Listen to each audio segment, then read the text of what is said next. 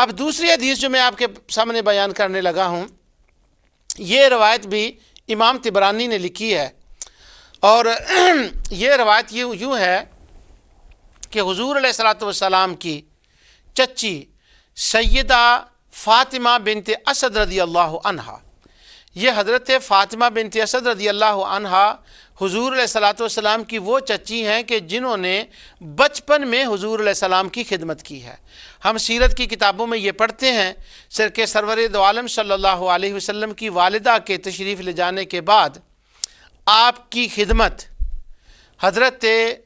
عبد المطلب رضی اللہ عنہ جو آپ کے دادا تھے انہوں نے کی، ان کی وفات کے بعد حضرت ابو طالب نے کی۔ تو جب حضرت ابو طالب نے آپ کی خدمت کی تو اس وقت وہ در حقیقت خدمت جو تھی اصلاً وہ حضرت فاطمہ نے کی تھی،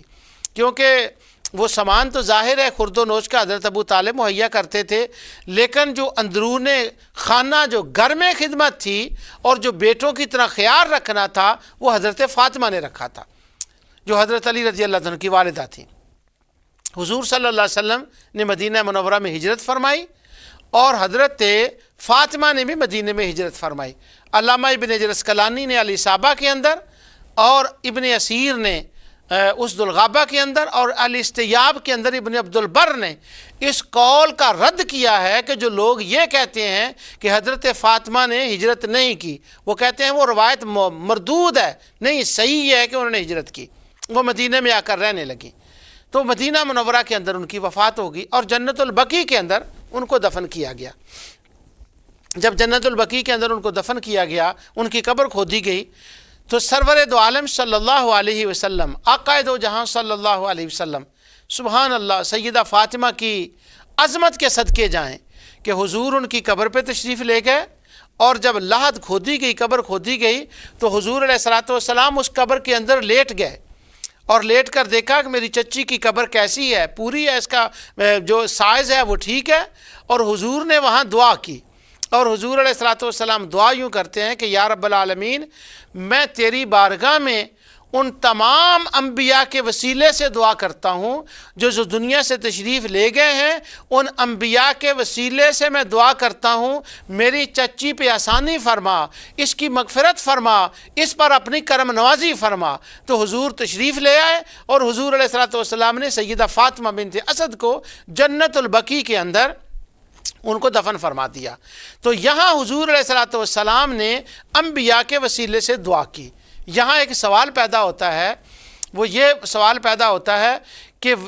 دعا تو جب وسیلہ پیش کیا جاتا ہے وہ تو آپ سے اپنے سے بڑے کا وسیلہ پیش کیا جاتا ہے، تو حضور تو سید الکائنات ہیں، سید الانبیاء ہیں، امام المرسلین ہیں، تو انہوں نے ان انبیاء کا وسیلہ کیوں پیش کیا؟ اس کا جواب یہ ہے کہ حضور علیہ الصلوۃ والسلام نے ان کا وسیلہ سبق دینے کے لیے پیش کیا تھا، اور اللہ تعالیٰ کے حضور علیہ الصلوۃ والسلام نے ان کے مقام و مرتبہ کا وسیلہ پیش کیا تھا۔ مقصود یہاں سبق دینا تھا، یہاں عظمت کا اظہار مقصود نہیں تھا کہ اعلیٰ کون ہے اور سید الانبیاء کون ہے اور مقام کن کا زیادہ ہے، یہاں مقصود یہ نہیں تھا، یہاں مقصود یہ تھا کہ اللہ کے حضور وسیلے سے دعا کرنی جائز ہے، اور حضور علیہ الصلوۃ والسلام نے اس دعا کے اندر اپنا وسیلہ بھی پیش کیا تھا، ان انبیاء کا اور اپنا وسیلہ بھی پیش کیا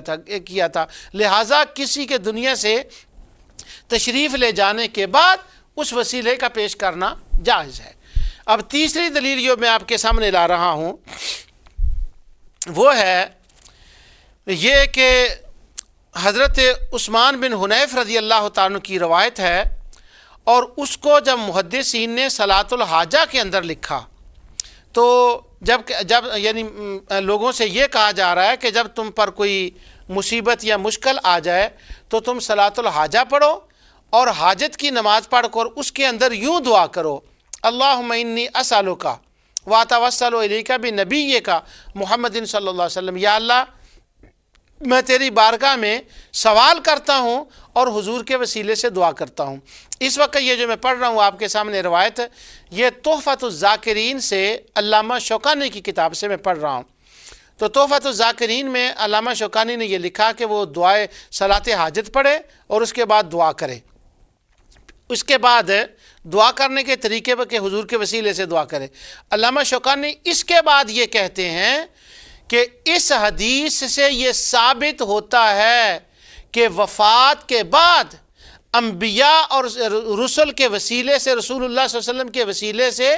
بعد از وفات حضور کے وسیلے سے دعا کرنی جائز ہے، جبکہ دعا کرنے والے کا یہ عقیدہ ہو کہ دعا میں اللہ کے حضور وسیلے سے کر رہا ہوں، یہ صرف وسیلہ ہیں، اور میری مراد کو پورا کرنے والا، عطا کرنے والا، معطی تو اللہ ہے، یہ صرف وسیلہ ہیں، تو پھر وفات کے بعد بھی کسی کے وسیلے سے دعا کرنی جائز ہے۔ ہم اللہ کی قسم اٹھا کر یہ کہتے ہیں کہ جو کچھ علامہ شوکانی نے لکھا ہے، ہمارا یہی نظریہ، یہی عقیدہ ہے کہ ہم جب دعا کرتے ہیں، دعا اللہ کے حضور ہوتی ہے، انبیاء اور صالحین محض وسیلہ ہوتے ہیں۔